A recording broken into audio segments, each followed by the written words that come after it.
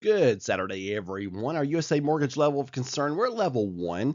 I'm just looking out for the risk for an isolated thunderstorm today on the plateau. And if you find yourself in the vicinity of one of those, many of us won't, just be mindful of that lightning. Clearview Closet and Blind brings us our 5-day forecast, and you all got to see a preview of the 5-day last night in my special Friday night update. And rain chances were decreasing, as you saw with that, and now they've decreased even more, trending drier. Everything keeps trending drier. We're now down to 30% chance for a shower or thunderstorm today on the Cumberland Plateau. And I would say for those of you, especially from Jamestown north, your chance is more like 15 or 20%. Most of us are going to stay dry again today. The remnants of Francine continue to spin out to our west across West Tennessee, North Alabama, North Mississippi, but they're just not making any headway toward our neck of the woods. Yesterday, there was heavy rainfall out toward West Tennessee, Western Middle Tennessee area, especially Southwest Middle Tennessee. And up in eastern Kentucky across and then stretching back toward Louisville was a strip of rainfall. You saw that in last night's map that I shared. And we're sitting here in the middle on the plateau with a few showers. I did get a shower yesterday, 0.01 fell in my rain gauge. Some of you all got some more showers than I did, or heavier showers, but if you get a shower thunderstorm today, feel fortunate. Every drop matters. With our reduced rain chances today, temperatures will be warmer.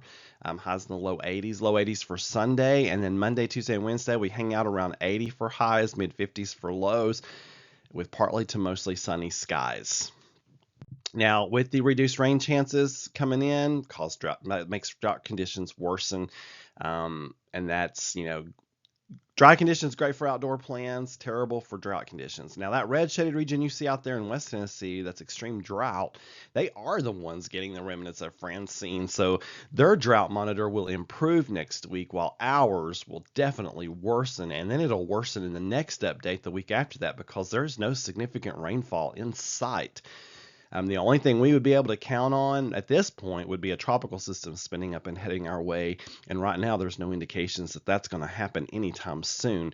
So buckle up, folks. We're in for an extended period of dry weather as it looks right now. Premier Generators brings us our threat graphic. And if I'm talking about drought conditions, I'm sure not talking about severe weather. And any storm we have today is expected to stay below severe limits. And then after that, with no chances of thunderstorms, no chances for severe weather. On this day in 1988, Hurricane Gilbert made the first of 2 landfalls in Mexico, producing 170-mile-per-hour winds at Cozumel. It lost some of its punch during the day, dropping down to 120. 2020, astronomers report possible sign of life on Venus after detecting phosphine in the planet's atmosphere using telescopes. Bet you didn't know they could do that with telescopes, did you? 1814, Francis Scott Key pens the poem Defense of Fort McHenry, later known as the Star-Spangled Banner. And the weather that day was terrible, or at least the day before. It was the day before that the weather was terrible while the battle was really going on. But by the next morning, which was this morning, the rising sun was hidden for a while in a cloudy, misty morning. And then he saw the ship in the harbor. And one thing led to another. You can read the story there. He pulls out a paper and pen and writes, "Oh, say, can you see by the dawn's early light, or the land of the free and the home of the brave?" Later became a song that became the United States national anthem in 1931. What an honor to have written that. You folks have a wonderful Saturday, and keep looking up for more weather information. Meteorologistmark.com.